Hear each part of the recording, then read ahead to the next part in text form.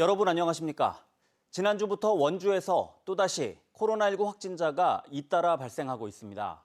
확진자의 가족과 지인은 물론 다른 접촉자들까지도 감염이 확인되면서 지역 내 재확산 우려가 커지고 있습니다. 조성식 기자입니다. 지난 5일 원주에서 158번을 시작으로 나흘 동안 20명이 넘는 코로나19 확진자가 발생했습니다.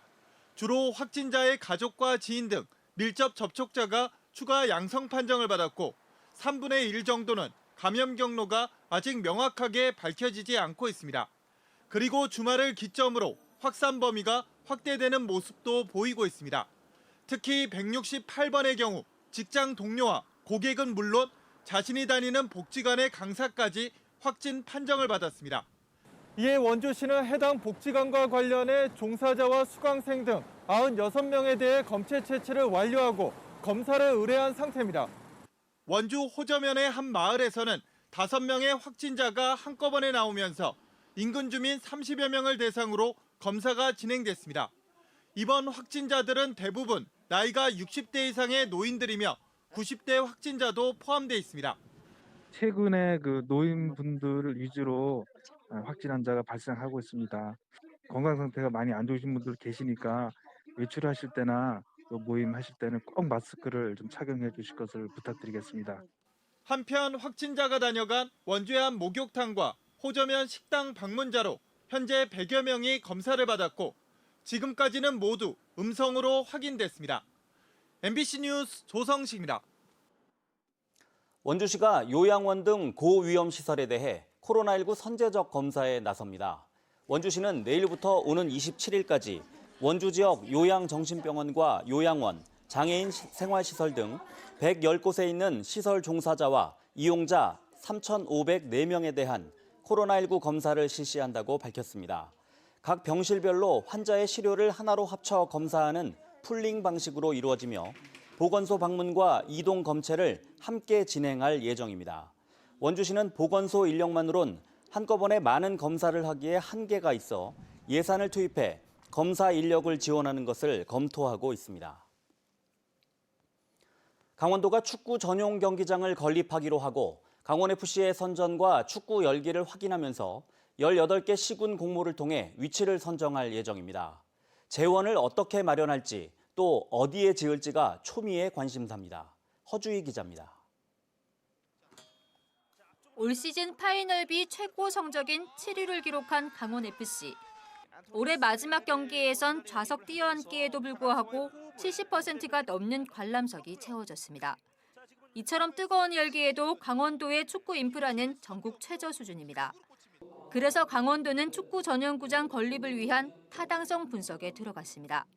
기존 홈구장이 있는 춘천과 강릉에 지어질 거란 예상과 달리 내년에 전체 18개 시군 공모를 통해 위치를 결정하기로 했습니다.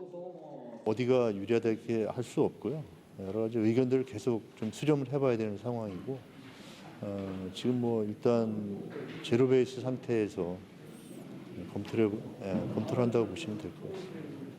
축구 전용구장 총 사업비는 새로 건축할 경우 536억 원, 보조 경기장을 리모델링할 경우 248억 원, 종합운동장 리모델링은 97억 원이 들 것으로 추산됩니다. 방식이 선정된 뒤 문제는 이 재원을 어떻게 마련하느냐입니다. 또 서울 상암 경기장을 제외하곤 사실상 흑자를 내는 전용구장이 거의 없고 코로나19 무관중 경기에 따른 대안도 마련해야 합니다. 특히 단순한 축구장 운영만으로는 사업 타당성이 낮은 것으로 나왔기 때문에 주변 상권과 연계한 수익 창출 방안을 구상하는 게 중요해졌습니다.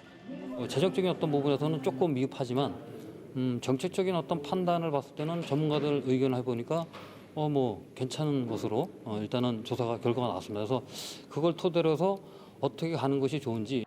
축구 전용 경기장을 통한 지역 경제 파급 효과가 예상되는 만큼 유치전이 치열해질 것으로 전망됩니다. MBC 뉴스 허주입니다.